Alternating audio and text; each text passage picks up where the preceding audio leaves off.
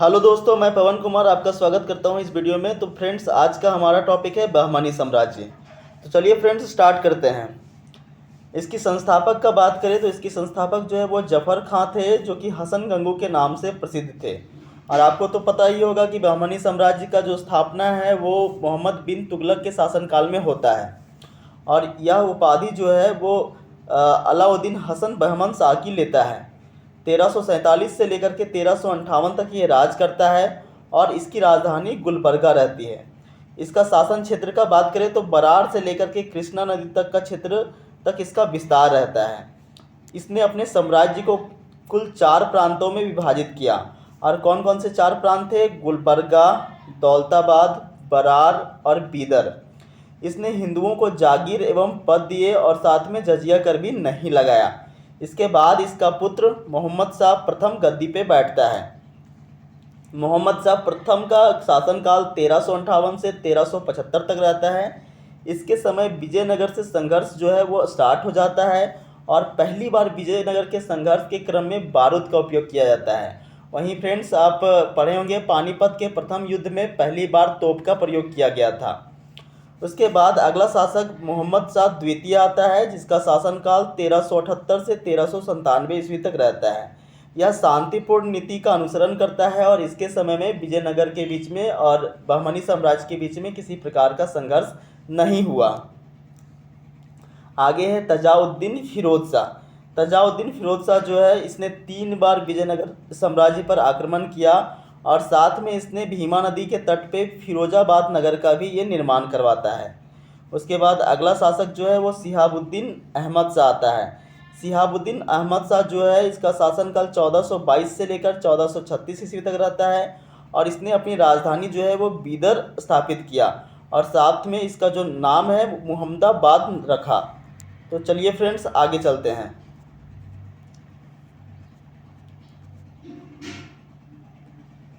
देखते हैं मोहम्मद शाह तृतीय। अगला शासक जो है वो मोहम्मद शाह तृतीय आता है और इसके समय में मोहम्मद गवा, जो कि एक पर्शियन व्यक्ति था, वजीर बनता है और उसे ख्वाजा जहां की उपाधि दी जाती है। मोहम्मद गवा जो है वो एक विश्वविद्यालय या फिर मदरसा कह सकते हैं, मदरसा का निर्माण करवाता है जिसमें 1000 से अधिक शिक्षक और विद्यार्थी रह सकते थे और उन्हें राज्य की ओर से फ्री में भोजन दिया जाता था और साथ में फ्री में इनकी शिक्षा होती थी।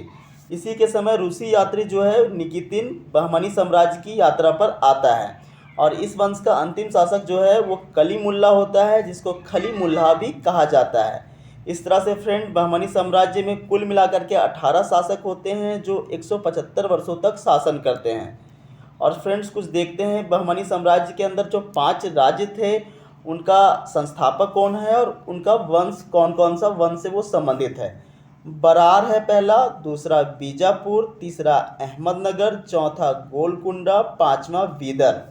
संस्थापक का बात करें तो फतेह उल्ला इमाद शाह, यूसुफ आदिल शाह, मलिक अहमद कुली कुतुब शाह और अमीर अली बरीद। वहीं वंश का बात करें तो इमाद शाही वंश, आदिल शाही वंश, निज़ाम शाही वंश, कुतुब शाही वंश और बरीद शाही वंश। फ्रेंड्स, जब कभी भी आप याद करते हैं इस तरह के टॉपिक को तो आप पहले वर्टिकली याद करें, उसके बाद हॉरिजॉन्टली याद करें।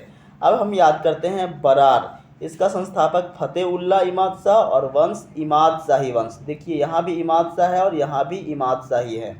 दूसरा है बीजापुर, इसका संस्थापक यूसुफ आदिल शाह। यहाँ पे देखिए आदिल शाह है और आदिल शाही वंश।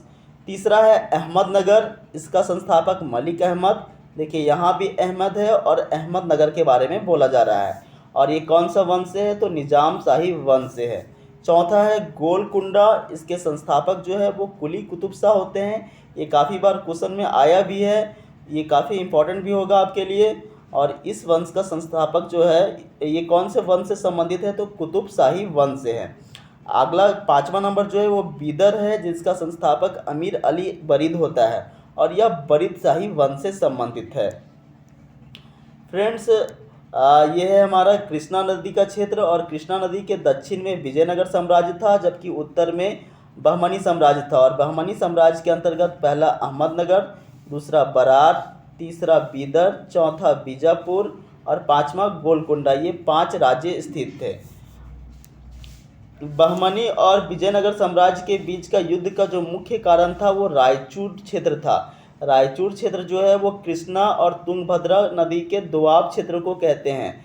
कृष्णा और तुंगभद्रा से मिलने वाला जो जलोढ़ मिट्टी है, इसके कारण ये जो भूमि है वो काफ़ी उपजाऊ था और इसी कारण से बहमनी और विजयनगर साम्राज्य के बीच में युद्ध होता है।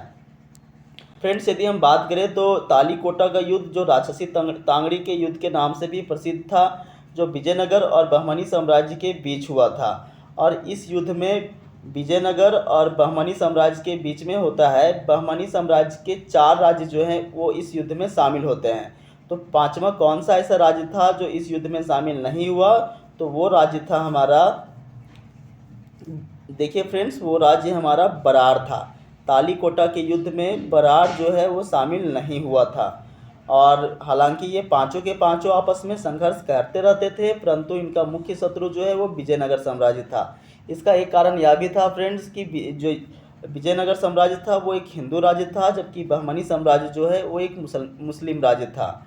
उसके बाद फ्रेंड्स, बरार को 1574 ईस्वी में अहमदनगर जो है वो जीत लेता है। चूँकि पहले ही हम आपको बता चुके हैं कि आपस में पांचों आपस में संघर्ष करते रहते थे। तो बरार को 1574 ईस्वी में अहमदनगर जो है वो जीत लेता है। बीदर को 1619 ईस्वी में बीजापुर जीत लेता है। और अंततः जो ये अहमदनगर है, अहमदनगर जो है वो अकबर और शाहजहां, अकबर के द्वारा जीत लिया जाता है और उसके बाद शाहजहां का क्षेत्र में ये आ जाता है। वहीं बीजापुर और गोलकुंडा की बात करें फ्रेंड्स, तो ये औरंगजेब के क्षेत्र में आ जाता है। तो इस तरह से हमारा बहमनी साम्राज्य जो है वो समाप्त हो जाता है। तो फ्रेंड्स, आपको हमारा वीडियो कैसा लगा कमेंट सेक्शन में ज़रूर बताएं। अपने दोस्तों के साथ में शेयर करें, लाइक करें, हमारे चैनल को सब्सक्राइब कर लें। धन्यवाद दोस्तों पूरा वीडियो देखने के लिए।